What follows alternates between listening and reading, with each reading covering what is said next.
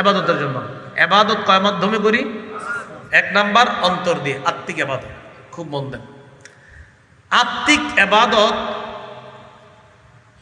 সাধারণত আপনার মৌলিকভাবে 5 প্রকার। বলেন, আত্মিক ইবাদত কয় প্রকার? মাধ্যম হিসাবে ইবাদত কয় প্রকার? এক নাম্বার আত্মিক। এই আত্মিক ইবাদত আবার কয় প্রকার? 5 প্রকার। এক নম্বর হলো বিশুদ্ধ নিয়ত। বলেন কি? নিয়ত যতবার করি এটা অন্তরের ইবাদত। সহিহ বুখারীর 1 নম্বর হাদিস, রাসূলুল্লাহ সাল্লাল্লাহু আলাইহি সাল্লাম বলেন, ইন্নামাল আ'মালু বিন্নিয়াত। আমলের প্রতিদান বিশুদ্ধ নিয়তের সাথে।